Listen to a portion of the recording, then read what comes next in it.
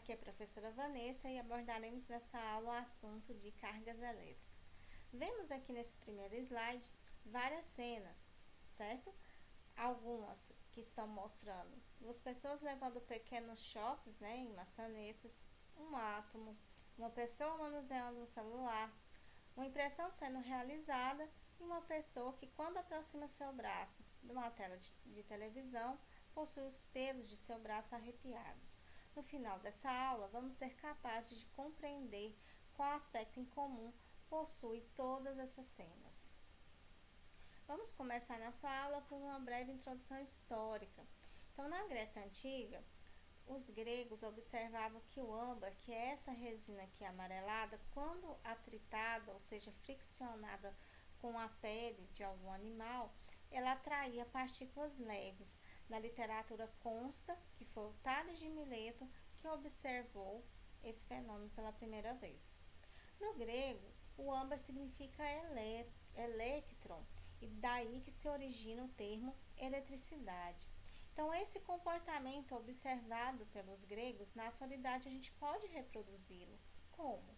Se você pegar um pente de plástico, pegar o mesmo e atritar contra a sua cabeça, ou seja, contra o seu cabelo, e depois aproximar de pedacinhos de papel, vocês observarão que esses pedacinhos de papel vão ser atraídos pelo pente.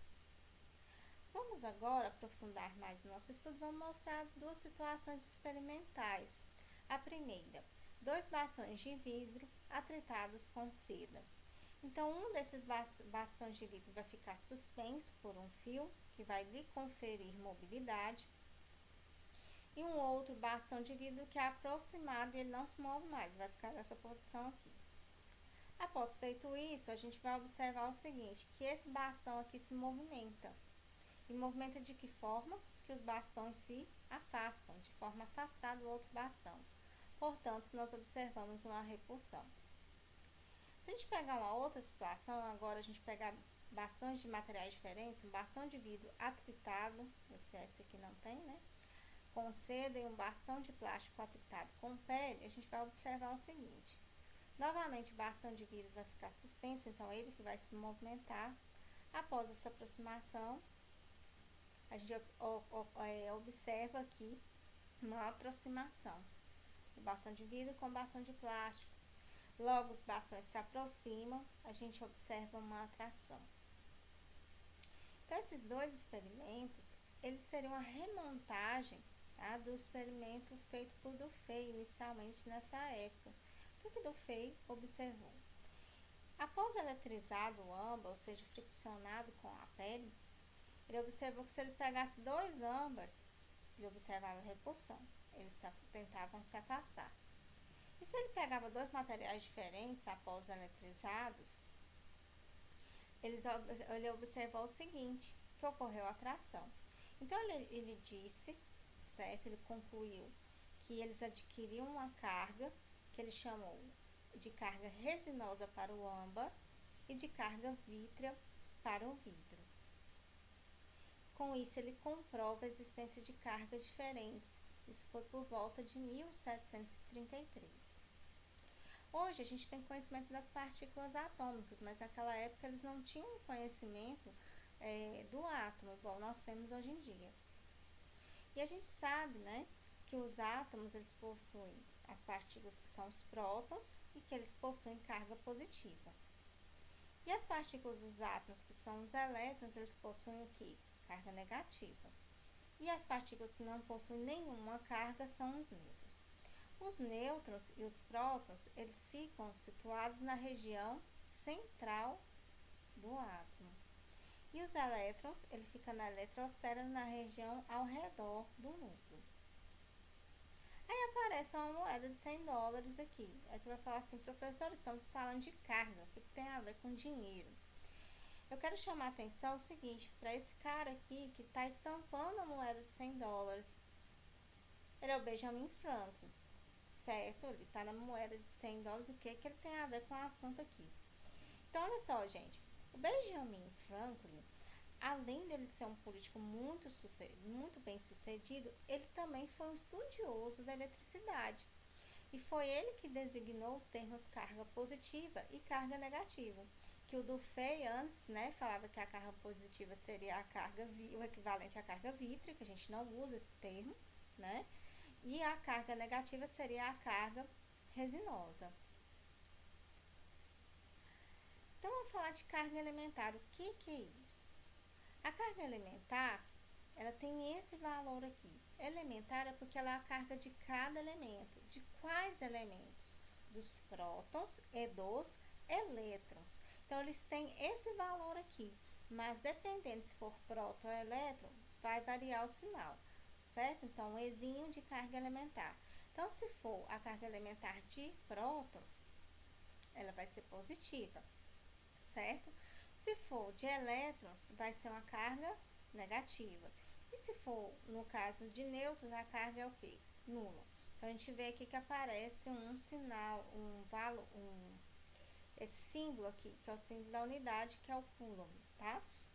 Então, 1,6 vezes 10 a menos 19 coulomb. Então, vai ser muito importante, gente, a gente nunca esquecer desse sinal.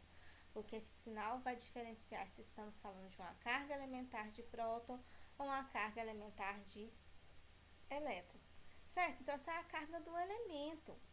Mas se eu tiver no meu material mais de um próton ou mais de um elétron, como que eu sei qual que é a quantidade de carga desse corpo? Então, a gente tem essa relação aqui, Q igual a N vezes Z, onde N é o número de partículas e E a carga elétrica. Então, se eu quiser quantificar, tá, a quantidade de carga, vocês viram que pelos fenômenos que a gente apresentou, qualitativamente a gente fala, não, tem uma carga. Mas quanto de carga tem? Né? Então, se caso eu quiser quantificar, eu preciso saber do número de partículas, que é uma quantidade adimensional, ou seja, não tem dimensão, certo? E a carga elementar, que é o coulomb. Então, a quantidade de carga, a unidade vai ser o coulomb. A gente vai usar alguns submúltiplos que já são conhecidos da gente lá da física 1, certo? Então, ó, MC, M, né, é prefixo de milho, certo? Então, milho é 10 a menos 3, então 10 a menos 3, coulomb. Mi, essa letra grega aqui. Mi, gente, é micro, tá? E o micro é o 10 a menos 6, 10 a menos 6 coulomb. N é de nano, tá? Aqui, ó, prefixo de nano, nanocoulomb, que é o 10 a menos 9. Então, estou chamando a atenção porque isso aqui vai aparecer muito aqui nessa parte da eletrostática. E se a gente tiver excesso de carga, certo? Se a gente tiver excesso, né, de prótons, vai ocorrer que seu corpo ficou eletrizado positivamente, que é o que a gente viu lá com o vidro, né? Até antes da gente falar dessa carga, nós vimos nos desenhos que estava assim, né? Vários sinaizinhos de mais. Então, o corpo ficou eletrizado positivamente. Então, quer dizer que o número de prótons vai ser maior do que o número de elétrons. Agora, se eu tiver um excesso de elétrons, que a gente até viu, a gente está lá no desenho, mas a gente ainda não tinha, né, definido, estava um monte de sinal negativo. Quer dizer que o corpo está eletrizado negativamente, quer dizer que ele tem menos prótons e mais elétrons. Então, o número de prótons menor do que o número de elétrons maior do que o número de prótons, é a mesma coisa, certo? E se não tiver nenhum excesso de carga, gente? O corpo ele está eletricamente neutro, quer dizer o quê? Que essa quantidade de prótons e de elétrons ela era igual. Então, o que acontece aí para ter a questão do corpo ficar carregado, vai ser o quê? O desbalanceamento dessas partículas. Então, quer dizer que você, quando você faz aqueles procedimentos, você não criou partícula nova, na verdade, você provocou um desbalanceamento, tá? Da quantidade de partículas ali. Que era isso que o Benjamin Franklin acreditava depois de todos os seus estudos. Então, o que a gente conclui até aqui? Que as partículas de mesmo sinal, elas se repelem. E as partículas de sinais opostos se atraem. E foi isso que também os cientistas concluíram, né? Então, olha só, vamos dar um exemplo aqui. Um corpo está eletrizado com a quantidade de carga elétrica igual a Q, igual a menos 1, aliás, menos 1,6 vezes 10 a menos 10 coulomb. Letra A. O corpo apresenta excesso ou falta de elétrons. Letra B. Qual é o número de elétrons correspondentes? Então, olha só, gente. O que eu falei para vocês que era muito importante? Vamos voltar lá na nossa tabelinha. Que o sinal aqui era muito importante da carga elementar, certo? Então, se fosse positiva, era referente ao quê? Aos prótons. Se fosse negativa, aos elétrons, certo? E aí a gente vê o seguinte, que a carga, né? Que a carga aqui, que é igual a N vezes Z, que a gente viu aqui, olha só. Então, quer dizer o seguinte, quem vai conferir o sinal para a quantidade de carga é exatamente a quantidade elementar, porque N é número, é quantidade, gente. Então, eu vou voltar lá para o nosso slide lá, da quantidade elementar. Então, se for positivo de prótons, se for negativo de elétrons. Então, olha só, gente, que é positivo ou negativo? Negativo. Então, eu tenho o quê? Excesso ou falta de elétrons? Excesso de elétrons, né? Com isso, a gente responde a letra A, excesso de elétrons, porque a carga é negativa. Qual é o número de elétrons correspondentes? Olha só, a letra B está respondendo a letra A, já infere, né, a resposta da letra A. Você fala o número de partículas, aí você ia pensar mais um pouco, como você já respondeu a letra A, você já ia conseguir inferir isso com facilidade. Então, o número de elétrons, ele quer uma quantidade numérica, né? Então, vamos usar a fórmula, Q é igual a N vezes Z. Q é a quantidade de carga, menos 1,6 vezes 10 a menos 10, foi o dado pelo exercício. N, a quantidade de partículas que eu estou querendo saber. E como é uma carga elementar, é uma carga, no caso que foi produzida por causa do excesso de elétrons, então a carga elementar é de quem? Dos elétrons. Então, um menoszinho aqui, ó, não posso esquecer. Isola o N, menos 1,6 menos 1,6, 1. Sobrou isso aqui. Vou fazer a continha com as potências. E aí eu tenho o seguinte, olha só, que a quantidade, né, de elétrons vai ser 10 a nona elétrons para uma situação como essa. Então, vamos ver agora, gente, a classificação dos materiais contra a mobilidade das cargas. Então, essas cargas, elas podem se mover. Então, esse aspecto foi observado por Stephen Gray. Ele observou que as cargas poderiam se mover no material. Isso foi por volta de 1729. Então, vejam que todos os estudiosos são meio que contemporâneos uns aos outros, dessa parte aqui de eletrostática. Então, olha só, ele fez um experimento que é até famoso, você encontra essa figura aqui na internet com muita facilidade, que é um experimento que o Gray fez. Ele pega uma criança e ela suspendeu essa criança por fios de seda. E quando aproximava de um tubo eletrizado da criança, ela atraía pedacinhos de lâmina de latão.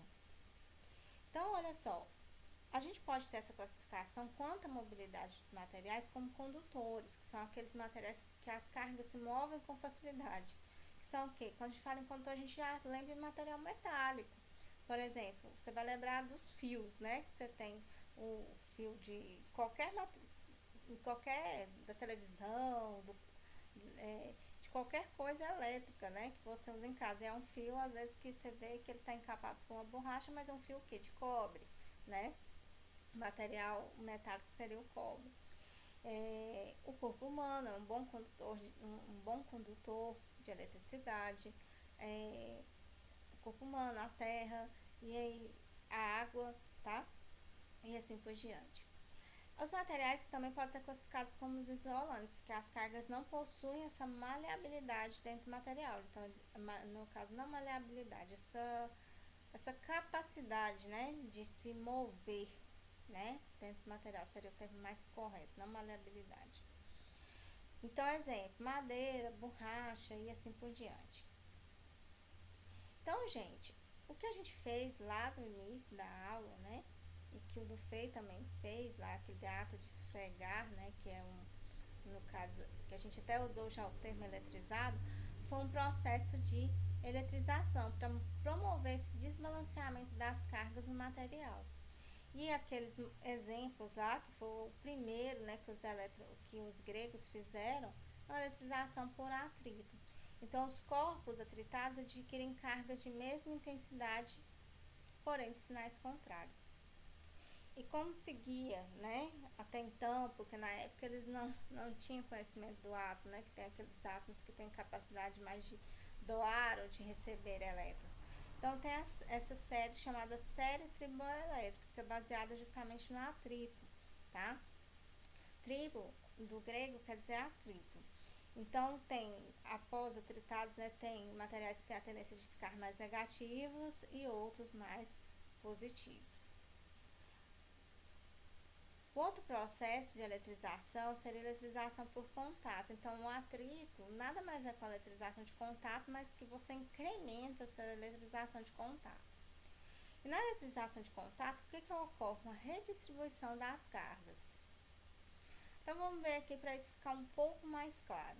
Então, antes do contato, vamos colocar dois corpos para interagir. Esse corpo aqui, que ele vai ter uma carga mais Q. Um corpo neutro, que ele não tem carga, ou seja, quer dizer que a quantidade de prótons e de elétrons está igual no material. Durante o contato, gente, essa carga se redistribui, sem fazer nenhuma acepção de se é a carga A ou a carga B. Após o contato, elas vão se separar e a carga vai dividir igualmente para os dois corpos. Com isso, a gente pode fazer uma conclusão. Isso sempre acontece dessa forma, gente. Seria um princípio de conservação, mas de conservação o quê? De carga. Então, olha só. Então, quer dizer o seguinte, ó. O que é esses símbolos, professor? Isso aqui é de carga, tá? E vamos explicar esses subíndices aqui, ó. Então, Q e F, Q e F, I de individual, F de final. Então, seria a carga individual no final do contato, certo? Ela vai ser igual ao quê? Esse símbolo aqui, ó, é o símbolo de somatório, quer dizer que você vai somar várias coisas, várias grandezas. Então, Q e A, I de individual, A antes do contato. Então, seria a soma das cargas antes do contato. Então, olha só, antes do contato você tem, ó, mais Q, mais zero. Então, vai ficar quanto? Mais Q, depois que você soma. E N é o número de corpos interagentes, ou seja, que estão participando desse processo, que são quantos? 2. Então, mais Q, mais zero, mais Q, dividido por 2. Então, mais Q sobre 2, para cada uma das cargas que estão participando desse processo. Vamos ver um exemplo. Então, com duas cargas, mais com 3 corpos. Então, olha só. 3 corpos carregados com cargas mais 3Q, menos 5Q e menos 4Q são colocados em contato simultâneo, ou seja, ao mesmo tempo. Qual será a carga de cada condutor após o contato? Então, olha só, antes do contato, a cada carga de cada corpo tem essa carga aqui. Mais 3Q, menos 5Q, menos 4Q. Durante o contato, gente, é simultâneo, ó, ao mesmo tempo. E após o contato, vamos ver o quanto cada corpo aqui vai ficar carregado, né, de carga. Então, vamos usar a nossa formulazinha. A carga individual final vai ser igual à soma das cargas individuais antes do contato dividido pela quantidade de corpos que estão participando da interação. Então, aqui, ó, mais 3Q, mais menos 5Q, mais menos 4Q dividido por 3. Quantidade individual final, mais com menos, menos, mais com menos, menos. Então, menos 5Q, menos 4Q, somas semelhantes, então, menos 9Q, mais 3Q. Então, ficou o quê? Menos 6Q dividido por 3. Portanto, cada carga individual de cada um desses corpos vai ser igual, gente, ó, vai dividir igualmente. Então, menos 2Q, menos 2Q, menos 2Q para cada corpo aqui carregado. Então, antes do processo, vocês estão vendo que eles não têm a mesma carga, mas depois desse processo de interação que ocorreu ao mesmo tempo, eles vão ficar com a mesma carga, certo? Então, vamos agora para o nosso último processo de eletrização, que a gente vai abordar, que é a eletrização por indução eletrostática. Nessa, a gente observa a separação das cargas. Vamos ver como que isso ocorre. Então, olha só, aqui tem um corpo que ele está a priori neutro, então a quantidade de elétrons é igual à quantidade de prótons. Você vai aproximar um bastão eletrizado positivamente.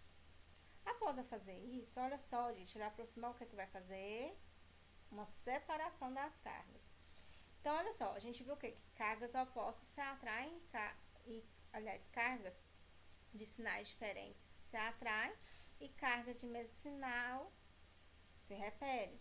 Então, no material, as cargas negativas vão ficar mais próximas do bastão e as cargas positivas vão ficar mais afastadas. Então, vocês estão vendo aqui a separação.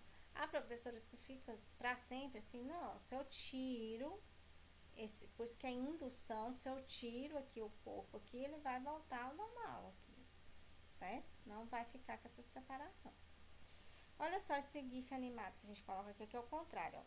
Eu coloco um bastão, só que ele é negativo. Aí as cargas positivas ficam aqui.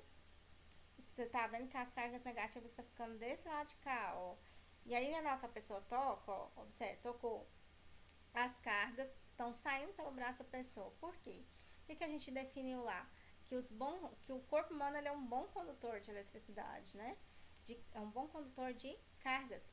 Então, olha só, então essas cargas negativas estão passando pelo corpo, certo? E do corpo da pessoa passa para a terra. Então, isso aqui seria o princípio de aterramento. Então, vamos voltar, então, para a gente encerrar a aula. Não estou encerrando ainda. Vamos voltar lá para o slide, gente, inicial da aula, antes da gente encerrar. Que a gente falou que a gente ia ser capaz, né, de entender o que todas essas cenas tinham em comum. Então, é justamente, gente, o tema da nossa aula, cargas elétricas. Então, olha só, vamos chamar atenção para essas 3 cenas aqui, ó. Aqui a mesma coisa, né, as pessoas levando descarga elétrica, só que aqui na maçaneta da porta aqui do carro. E aqui essa pessoa que quando passa o pelo perto o braço, pertinho, né, da tela de televisão, o pelo do braço arrepia. Então, olha só, o que tem em comum aqui, gente? Seria estática. Então, você fica com excesso de cargas aqui, ó, na maçaneta e você leva um choquezinho. Ou você pega o seu braço e aproxima da tela de televisão ou até de computador e observa seu pelinho arrepiar. Às vezes a gente leva até um choquinho. Então, isso aqui sempre a gente observa o que? Em tempos secos, né? E por que tempo seco? Que observa esse acúmulo de cargas na superfície das coisas, né? Que a gente conhece também como estática. Seria justamente porque se tiver onda, a gente não observa isso com facilidade, porque a água é um bom condutor de cargas, né? Bom condutor de eletricidade. Então, quando o tempo está seco, promove, né, esse acúmulo de carga nas superfícies e a gente observa esses efeitos. Aí, o que a figura do átomo, gente, tem a ver aqui? A gente falou, né, na definição que as partículas atômicas, que são os prótons e os elétrons, eles possuem o quê? Certo tipo de cargas associadas. Beleza. Mas e aí? Agora, o que tem a ver? O celular e a impressora. Então, o celular, gente, os celulares mais modernos, essa tela do celular aqui também de computador, que a gente passa o dedo, só passando o dedo a gente consegue, né, dar os comandos para o celular só através do toque, é chamado de uma tela touchscreen capacitiva. Então, o que acontece? Essa tela que você toca, ela está carregada de cargas. E no momento que você tocou, a gente fala que eu falei que a gente é um bom condutor, né? Então, você está tocando aqui nessa tela capacitiva, você está distorcendo a distribuição de cargas ao redor do seu dedo. E aí, o que acontece? O seu celular vai justamente detectar essa alteração nesse ponto específico, fazer o processamento, vai alterar uma propriedade chamada capacitância, que a gente vai ver lá nas aulas mais para frente.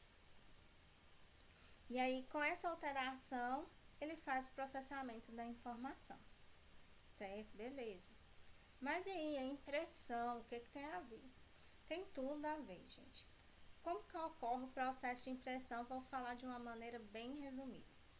A parte do cilindro de impressão aqui da impressora, que vai conter informação, né, da imagem, ela fica carregada negativamente. E a parte do cilindro da impressora que contém informação, que seria informação aliás, não que contém, a parte do cilindro que contém a tinta, né, o toner, que vai ficar, no caso aqui, vai ficar incrustada aqui no papel para formar a imagem, vai ficar carregado positivamente. Então, o que a gente viu? Carga de sinais opostos se atraem. Então, as cargas da tinta vão ser atraídas pela carga do cilindro, que possui informação da imagem. E aí, elas vão grudar exatamente na região onde que é para formar a imagem. Com isso, a gente tem a formação da impressão. Então, gente, eu espero que eu tenha contribuído com vocês com esses conceitos básicos. Fico muito grata pela atenção e até a próxima aula. Espero que vocês tenham gostado.